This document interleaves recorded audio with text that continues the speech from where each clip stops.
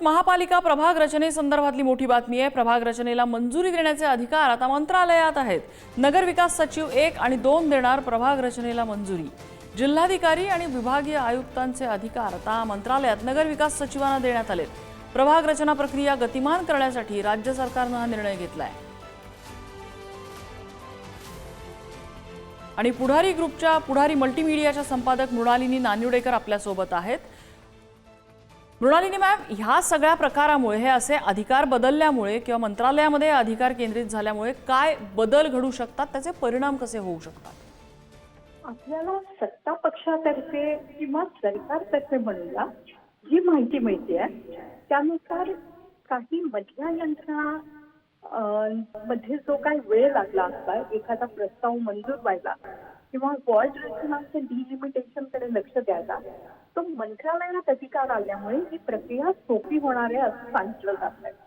मुंबई महानगरपालिकेचे वॉर्ड साधारण 29 ऑगस्ट ते 4 सप्टेंबर मध्ये आरक्षणासह निश्चित झाले असते। ते गतिमान व्हावे, त्यात कुठेही अडथळा येऊ नये यासाठी हे नवीन निर्णय घेतले गेले असं सांगितलं जात आहे। प्रत्यक्षात पडद्यामागचे अर्थ जर लावायचा प्रयत्न केला तर आपल्याला थोडं खोलात जावं लागेल। महायुतीचं सरकार आहे, नगरविकास खाते एकनाथ शिंदे यांच्याकडे आहे, त्यामुळे एकनाथ शिंदे यांनी आगामी काळात स्वतःच्या अखत्यारीत अधिकार यावेत यासाठी या हालचाली केल्या आहेत का अशी शंका घेतली जाते। पण याबद्दल आत्ताच ही कमेंट करणं थोडं धाडसाचं आहे। या निर्णयाकडे आपल्याला खोलात जाऊन बघावं लागेल। म्हणजे थोडक्यात विरोधकांसह स्वपक्षीयांना सुद्धा एक छुपा शह देण्याचा प्रयत्न हा शिंदेंचा म्हणता येईल का? महानगरपालिका आणि पंचायत समिती जिल्हा परिषदेच्या निवडणुका महाराष्ट्रामध्ये नक्की प्रभावी कोण हे दाखवणार आहे।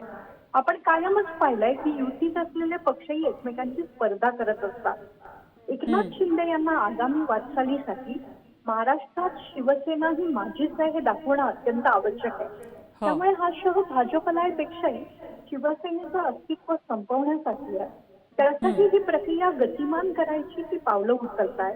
अधिकाऱ्यांच्या हस्तक्षेप करता येईल वगैरे असं काही सध्या म्हणणं धारिष्ट्याचं ठरणार आहे। पण या घडामोडींकडे आपल्याला निश्चित लक्ष द्यावं लागेल। खूप खूप धन्यवाद तुम्ही केलेल्या विश्लेषणाबद्दल।